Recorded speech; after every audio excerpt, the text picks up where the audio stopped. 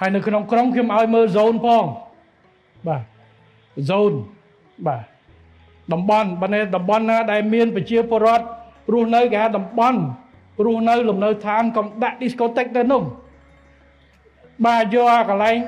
បៀកដិនស្អីហ្នឹងឲ្យទៅធ្វើនៅផ្លូវណាមកដុំទៅកុំឲ្យយប់ឡើងប្រជាជនល្អូថាម៉េចក៏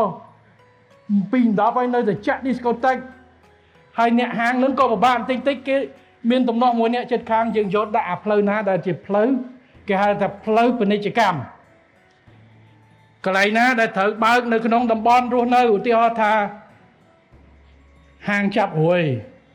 ហាងបម្រើសេវាអានឹងបើកចោះម៉ាតបើកចោះនៅក្នុងតំបន់ព្រោះអានឹងប្រជាជនគាត់ត្រូវហួសបាទ lucky ស្អីអាហ្នឹងក្នុងតំបន់នឹង zone ចោះតែកុំយកដាក់អាក្ដុងនៅនឹងអី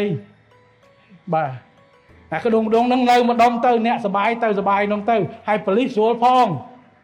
កុំឲ្យដាក់ច្រើនកន្លែងដាក់តែ2 3កន្លែងហ្នឹងផ្លុំយកទៅណាមកនោះបាទ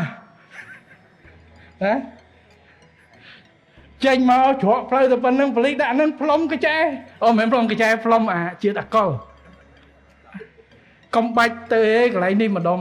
ខ្ញុំថាការគិតគូរនេះគឺជាការគិតគូរអ្វីដែលវាមានហើយប៉ុន្តែ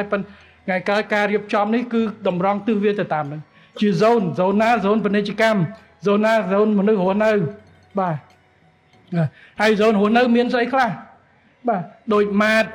ដូច clinic ពេទ្យស្អីអាហ្នឹងនៅ zone ហ្នឹងវាក្បែរហ្នឹងបានតែអាក្រុងនោះកុំបាទអាហ្នឹងមិនស្រួលអ្នកមានផ្ទៃពោះកូនកើតមកហ្នឹងញាក់តាំងពីទូចទៀតពោះលឺនៅខាងក្រោយហ្នឹងបៀកដិនអញ្ចឹងមើលអាសន្នសុខពួកអាកន្លែងអស់ហ្នឹងវាហើយបើសន្នសុខវិញស្រួលបើនៅម្ដុំបលីអីស្រួលដាក់មកកន្លែងជាជាងហែកកម្លាំង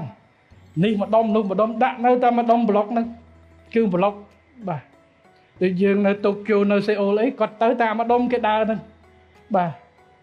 2 3កន្លែងហ្នឹងគឺទៅតែកន្លែងហ្នឹងគឺវាស្រួលបាទហើយអ្នកដែលណាត់គ្នានៅកន្លែងហ្នឹងបាទណាត់គ្នាមិត្តភ័ក្តិហូបចុកអីបាទនៅម្ដុំអានេះគឺការគិតគូរហើយខ្ញុំគិតថានេះមិនមែនតែរាជធានីភ្នំពេញទេ